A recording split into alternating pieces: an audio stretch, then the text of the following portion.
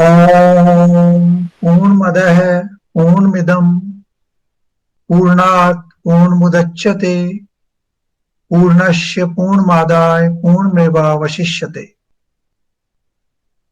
So welcome to our weekly get together, weekly talk, and today we will cover a new topic, that is how to overcome difficulties or struggles in our life. This is very important topic because each one of us have these moments in life where we do not know how to move forward. There are, you know, times when you are in a situation of dilemma. There are times when you lose your, patience, you lose your courage, you lose your, fortitude. So it is very important that we tackle this issue and we understand this issue in its proper way. Now let us have a look at some of the experiences of the great people in the world. Now, if we look at the origin of Bhagavad Gita, this is also rooted in the same process. Arjuna, in the middle of the battlefield, was completely perplexed and he didn't know how to fight against Bhishma Pitamaya and Guru Dronacharya and other members of his family who were on the other side. And he said, I don't want kingdom, I don't want comforts, I don't want all these, privileges on this earth. I would better die or surrender. So that was a big dilemma for him. You may call it a difficult situation. But the Gita started with that background. Look at the life of Buddha. He was a prince and he was surrounded by wonderful wealth all around him. He had no shortage of anything. But, there's a story behind his, in the background of his birth, that either he will become a monk or he will become an emperor. So his father wanted to allow him to stay only in the comforts of the kingdom, comforts of the palace. And one day he went out forcing his servants and he saw some old man, he saw some sick man, he saw somebody who had died, and he started thinking about the pain in the life. And he, wanted to discover what it is. And his whole journey of his life began with that background. And that is also the premise of his teachings, that जीवन में दुख है और दुख से निवृत्ति हो सकती है. So that is the fundamental, what you call underlying message of Buddha's life. That he started with dukh, he started with the struggle. Though those struggles were not given to him, but he somehow took them on his own. Look at the life of Swami Vivekananda. He was a poor person struggling in his life all the time. And there are moments when he didn't have enough to eat. Somehow he reached, with lot of funding to Chicago, but he was not registered for that conference in Chicago. Nobody knew him. He didn't know how to register himself. And somehow some help came, providential help. He was registered and he delivered a speech, and he became, actually he overpowered the entire conference. And he was the only one people were talking about. So not only this, I have also seen people in physical pain who suffered a lot, and then they overcame, and it was a great lesson in their life, and they started moving forward. So purpose of this narration is that in life, pain is inevitable. The very nature of human life is full of pain and pleasure. Actually, pleasure is transient. The foundation is the pain. We try to overcome that pain, we acquire some pleasure, and then we again go back to that foundation of pain. But how do we? This is also in some way not true. And I am not saying that what I said wasn't true, but in certain ways it is not true. You see, we have to see how we consider a particular situation as painful situation, or situation of struggle, a situation of difficulty. How do we do that? It is basically on the perception we have of a situation, or on the perception we have of a society, or perception we have, of the life itself, that what we consider as difficulty, what we do not consider as difficulty. One man's perspective could be totally different than another person's perspective. And that is why we all say that one man's food could be another man's poison. Now you would see in your own surroundings that somebody become miserable in a particular situation while others don't care, they move forward. Because the one person who is feeling miserable, he has taken that as a situation of pain. He has taken that as a situation which is causing, pain to him. And that is mental construct in a great way. In so many ways, this pain and pleasure is a mental construct. And it comes out of two particular situations.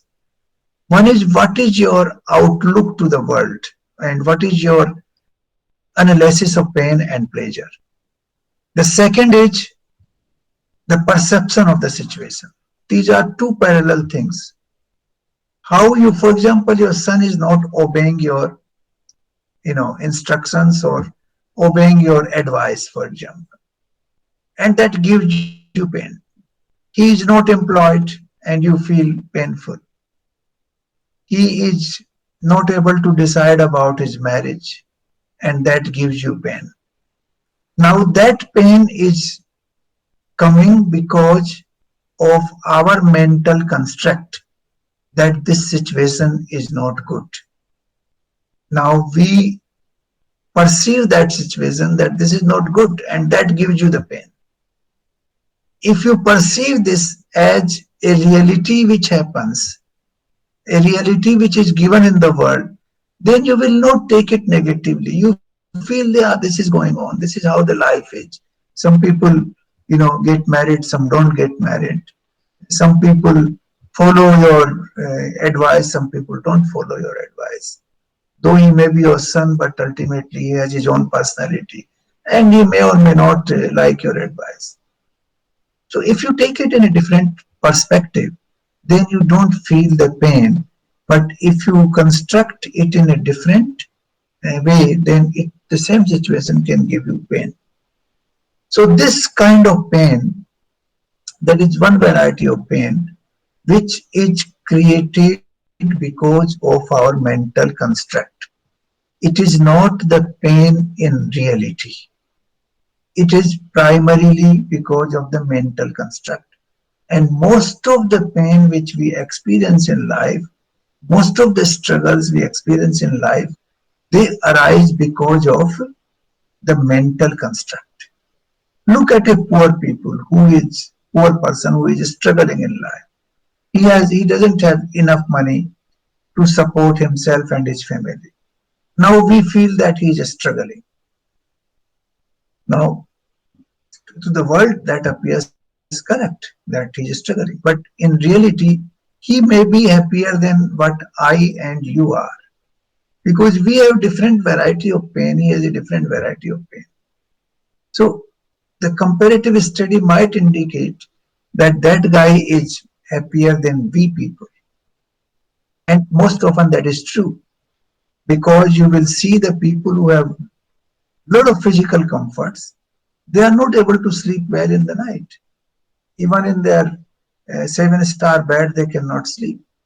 While that kind of person is able to sleep right on the middle of the road, he has no problem.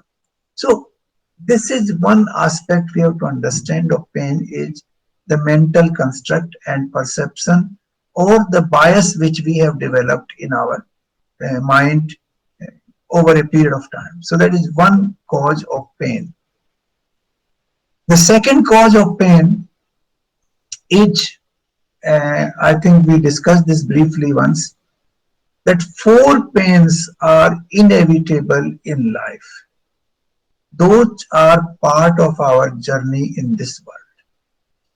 The first pain is the pain when you are in the womb of your mother. Prasav ka dukh.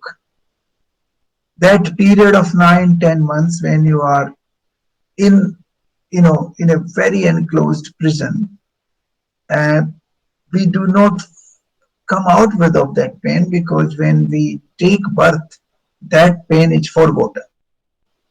That process of birth, eliminates that pain completely from our memory.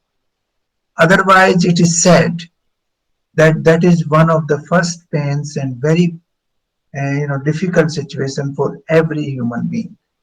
That is one. The second is each one of us will have some ailment in life, despite all the precautions we take. We might be eating food very, carefully. We do exercise.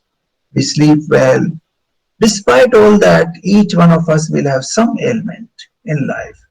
And you can study the people who have a very, very, regulated life, very disciplined life. Even they have suffered some sort of physical ailment in life. So that is the second pain which comes out of our body ailments. The third pain is the pain of the old age. As we grow older, our sense organs become weaker, our body organs become weaker, our digestive system is not so good, our waste disposal systems are not so good. We cannot see properly, we cannot hear properly. We will all face these problems when the age advances further. So these are the pains which we will feel because the body will continue to deteriorate. It will, as it becomes older, its functioning will become worse and worse. So this is an inevitable pain which everybody will have. Then the fourth type of difficulty we have is the fear of death. Despite all the problems in our life, despite all the struggles we face, the fear of death is still a big, big fear in everybody's mind. A person may be lying on, in a hospital bed in what we call intensive care unit. Despite that, he does not want to die. He wants to live.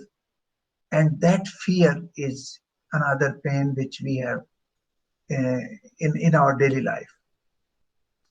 So the first variety of pain is based on our mental construct and perception of the situation. The second variety of difficulties we have are these four, which we always, each one of us will face those. Those are inevitable part of human existence. So now the question arises how we overcome this process. We have seen the examples of great personalities who have also faced these problems in their life. Even if we look at the life of Krishna, he had a lot of problems. Firstly, his birth was in a prison. Then he was brought up in somebody else's home. Then his mama Kans wanted to have him killed, so he had to escape here and there. And then, he had to fight a war with Kans, and all kinds of things happened from there onwards. There was all struggles in life, and he was not, rich in the sense the kings are supposed to be rich. Look at the life of Rama, though he was a prince and he was supposed to be the king, but overnight he's sent in exile, 14 years in Vanvas. Now, all of a sudden, you see what happens. The whole situation transforms into a pain. So, now how do we overcome this? I think it's not that complicated to overcome these issues. They look complicated, but they are not. First of all, we have to understand that this world is full of dualities. Everything that exists in this world will have two sides. There is nothing which can exist in this world which only has one side. This point we have to understand very clearly. If there is east, there will be west. If there is north, there would be south. If there is pain, there would be pleasure. There would be pain. If there is pleasure, there would be pain.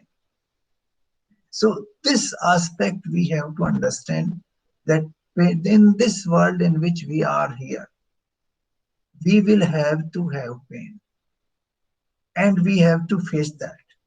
That is part of life. We cannot escape it. So this is very, very important, thinking in our mind, which has to go deep down, that pain is inevitable part of our existence. Difficulties will come, struggles will come, and we will have to overcome them. That is one. Once you have that reality deep down in your mind, you will develop courage, you will develop fortitude to face them. So the second aspect is that nothing is perpetual here in this world. Everything is transient. Even the difficulties they come, they will go. There is no way they will stay all the time. There may be, you know, uh, dark clouds all around, but be sure that they will disperse after a while. They will stay for a while, they have to go away. So we have to understand this reality as well, that at the end of the tunnel, there would always be some light. And therefore, don't think that if we are in trouble today, those troubles will continue forever. No, those are all transient. They will pass, and we will go to a better side after those troubles are over. This is inevitable. This is what we call, the eternal law of nature. Shaswat Satya hai. Both are Shaswat Satya. The duality, pain and pleasure, will continue. Similarly, they will not stay all the time. We will be able to overcome that because they are transient in nature, and they will pass, and we will have better days in the future. So that gives us the hope to overcome the difficulties. When the difficulties are surrounding us, we feel that all around there are dark clouds. We will never be able to overcome that. But remember that nothing stays permanently in this world. Everything is transient. Second part. Third thing, we have to set our mind in the proper perspective. It is very well said in multiple Upanishads that mind is the root cause of our pain and pleasure. The same, we are sitting in a very comfortable place. Now I'm sitting in Delhi in this beautiful hotel. Even sitting here, I might feel that I'm miserable, I've done this wrong, this, difficulty is going to come, I'll have this trouble, that trouble.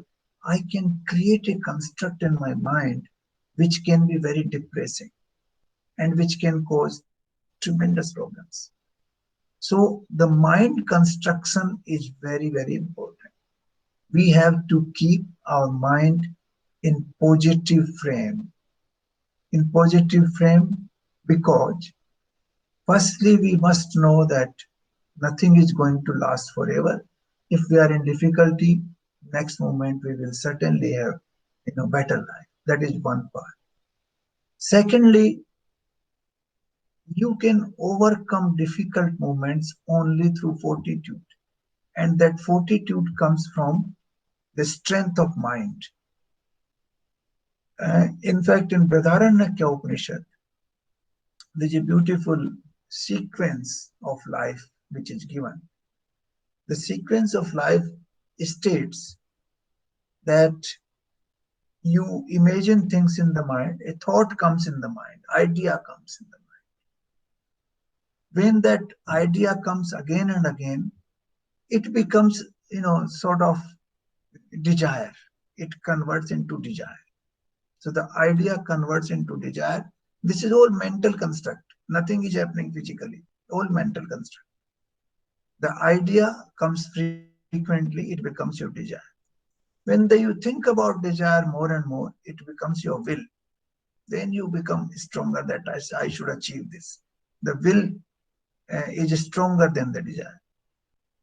And when you acquire that will, then you want to attain that particular situation. You want to have that, realize that will should be realized in reality.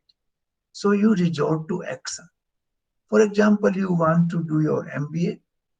Now, first an idea came, then the idea became into desire. Then desire, you thought it is good, you analyzed everything and it converted into a will. So it became a stronger, compared to desire. And then you put that idea into action. Okay, I should apply to various institutions and I should appear for entrance exam. You start converting that will into action. So that becomes your action. And once you are acting, the action becomes your life. Life is the sum total of your actions, which you have done. So this is all mental construct which ends up into your practical life. So same thing we have to do in case of difficulties. We have to see in our mind that difficulties are not going to last. They will go away. I should keep my fortitude. I should keep my resolve and I should work to overcome this difficulty. Once you start working, once you develop that will to work or to overcome those difficulties, you will put the action into place and those actions will lead you out of that difficulty. The, the, the biggest power we have is the power of mind. There is no other power in this world which is more powerful than our mind. So if we keep a mental resolve, if we keep our mental fortitude, I'm absolutely certain that every one of us will be able to overcome the difficulties. So this is the third aspect in this line. The first is that the reality of life is that it's dual. So it will have, pain and pleasure. Then we have to see that the pain and pleasure will not last forever, because that is also the reality of life. They are all transient. And third reality of life is that our mind is very powerful. We all know that mind can travel faster than sun rays. Within a fraction of a second, you can be on the moon, or you can be in Mumbai or in New York, or wherever you want to go. It doesn't even take a fraction of a second.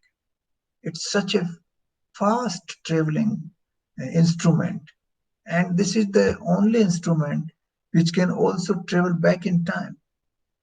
Right, sitting right here, you can go back in your childhood when you were 5 years old or 6 years old, or when you were in a school, how you were playing, how you were talking to your friends, how you were quarreling with your friends in the school. All that, you know, thing you can go back in the past, and sitting right here, you can achieve that. So this is the power of mind. Power of mind is phenomenal. And most people, even scientists today, believe that we are not using more than 5 to 10% of total power of our mind. So it is can be expanded further. It can be, you know, expanded in a phenomenal way. And that we have to do. We have to understand this power and keep our fortitude, keep our courage, and move forward in life. Now, I have seen a situation where a person was stuck in the water body, and he was not knowing how to swim well. And he was, you know, like a fish out of water. He was somehow putting his feet and leg in the water, and he didn't know how to move. But ultimately, he developed courage. He became cool and calm. He had that desire to live, and he was able to swim and come out of that water. You see, I remember myself when I learned swimming, I had that inner feeling, oh, I will drown, I will drown. And then I saw even a small child is able to float and swim in the water. Why can't I do it? And then I developed that courage and I started swimming. So this is a real life situation. Each one of us can feel it, that when you see that why others are doing, they don't have, they are not so greatly gifted that I am not gifted. No, that is not true. They are also gifted. I am also gifted. So if they can do, I can also do. So that situation should come in our mind, that we can overcome this difficulty, and we have to keep our resolve, the great mental resolve for that. That is the third part. Now I will go a little bit in the chapter 15 of Bhagavad Gita, where this issue has been explained in a very different way. And there he talks about Sansar Vraksh, that this world is like a tree, and the tree which is hanging roots are up and hanging down. Of course, we will not analyze that part here, but here, what I want to do, he has used three words which I found fantastic. These three words are ahamta, mamta, and vasana.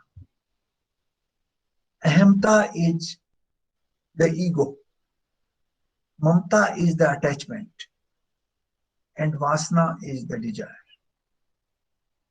Now, these three words are the root cause of the problems we have, root cause of all the struggles we face in life. Firstly, the ego, that I am not ready to accept what others have accepted because I am like this, and therefore you take things in an opposite way. How this person did not say me good morning, how this person did not obey my instructions. I gave him so much, but he did not even consider me, good enough to stand up and welcome me. He, he ignored my presence. So these kind of things come. This is coming out of ego, and we create a problem for ourselves. We create an issue where there's no issue. The issue is created because of the ego. So that is the first, main element which brings difficulties to your own home. The difficulties are not coming. It's like the coronavirus, which is not coming here, but you are bringing it from outside. Same way, we are bringing this difficulty from outside because of our egotism. The ego is not accepting the realities that are existing outside in the world, but it is converting them into a thing which is not convenient to you, and then you are challenging. The question here is that you are not the controller of this world. You are a small little particle somewhere, and the control of this world is somewhere else. You are not the center of this universe. Most often we feel that I am the center of the universe because we feel the sun is rising because I need sunlight. The moon is there because I want to see the moon. The plants and animals are there because they provide me all the food and entertainment. The weathers are changing because I want that to happen. So we consider ourselves as center of the world, and everything else is serving our purpose. And when that purpose is not served by some element of the universe, then you become angry, you become upset, you become you create a problem for yourself. So that is the first part of what you call ahamta, where we end up creating a problem where there is no problem at all, and that problem is primarily because of our ego. The second is mamta.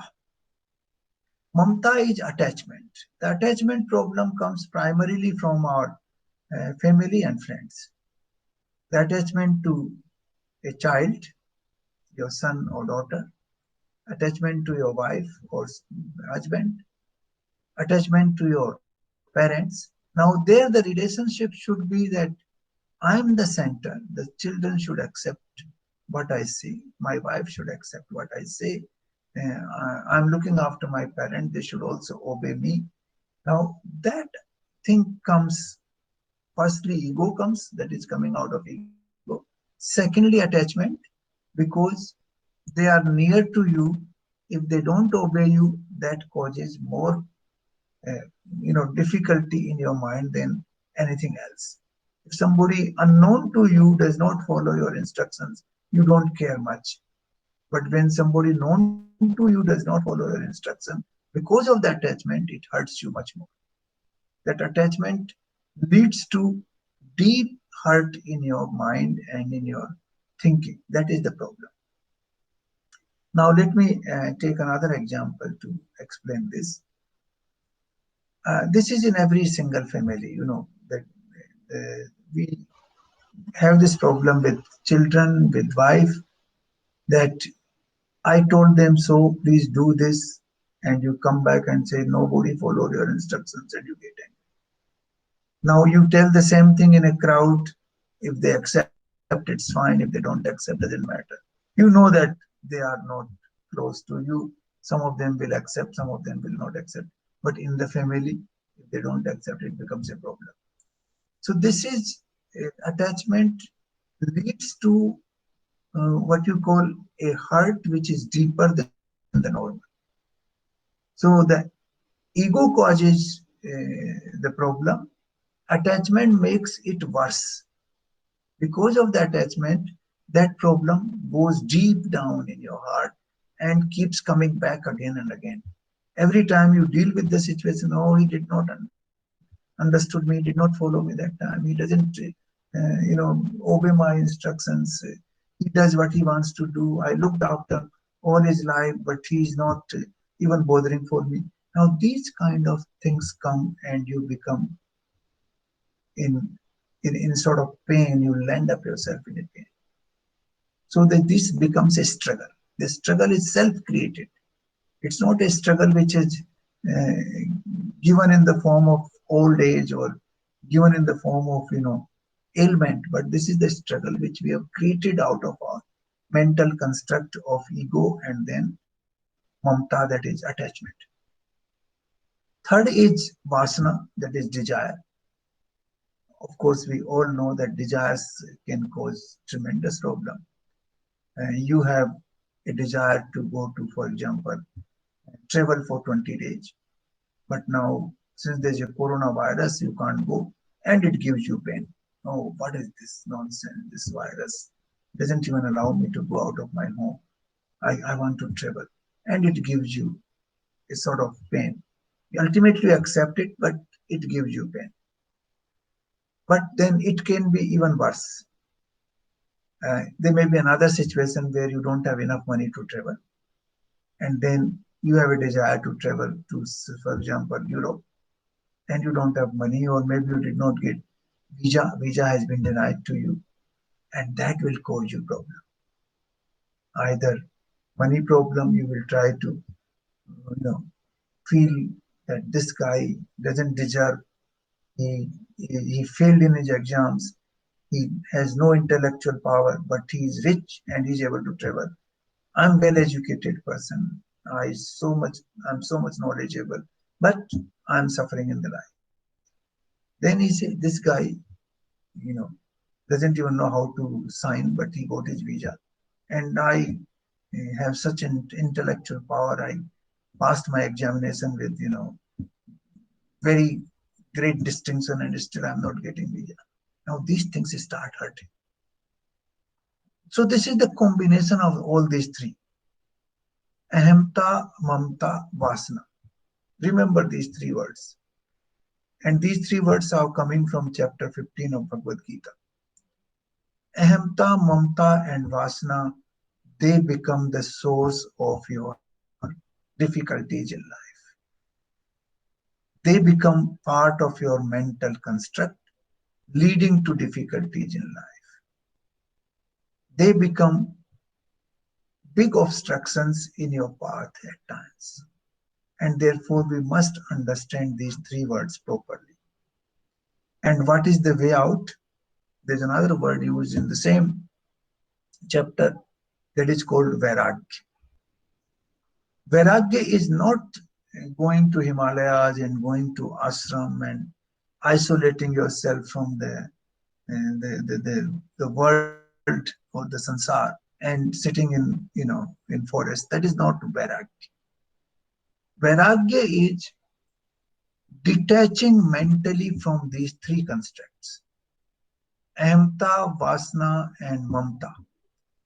Detach yourself from these three, and then you are vairagya. You are in the state of vairagya. Vairagya basically can come automatically also once you do a sort of meditation that these three things are becoming source of your problems. You are looking for pleasure through these three things, but actually rather than the pleasure, they are becoming source of pain for you. Once you have that realization, which can come only through internal thinking, internal, you know, meditation and thinking on those ideas again and again, then you will realize that these three things are becoming the source of your problems. And once you realize this, then you will detach yourself from these three elements, and then you will be in the state of vairagya. So the vairagya is the outcome. Either you get fed up with these three automatically, and that also comes once a while, once you have, you know, uh, indulged enough into that and you are completely fed up, then it can come. But the other way of attaining that is to have deep thinking on those three issues, and then realizing that instead of giving me pleasure, they are giving me pain, because we are using those three instruments for pleasure, but they are not giving pleasure, they are giving me pain. Once you realize that, then you lose those attachments, all the three, from the ego, from mamta, and from vasana. And then you reach a state of vairagya. Then you don't care what happens to me, good or bad. You are out of the difficulties every time. You don't enter into difficulties in that situation at all, because you don't consider anything difficult. You consider them as the reality as it exists in the world. The realities in this world are manifested in different ways. They are, you know, as you see, they are spread over in millions and billions of ways. If we look at every single human being, each one of us has a different perception. Now, that perception is the cause of our pain and pleasure. So, these are millions and billions of perceptions. So, they exist. Let them exist. I am out of that perception. I don't care. I accept this world as it accepts, as it comes. So this is the way we can get out of the difficult situation. So this is, I would say, the fourth way, the fourth step we have to take. And of course, this is the most effective step uh, in order to overcome difficulties. And this is not only to overcome difficulties, then you become a different human being. You are united with the Supreme Lord in a different way. Your thinking changes completely, and you have overcome all the problems. So that is the last way. But the third part, the mental construct, is the most important for ordinary human beings. The mentally we have to develop our fortitude. We have to develop our courage, and we have to face the situation thinking, or not only thinking, fully realizing that this is transient, this will last, I will overcome it. And that is how we can overcome our difficulties in life.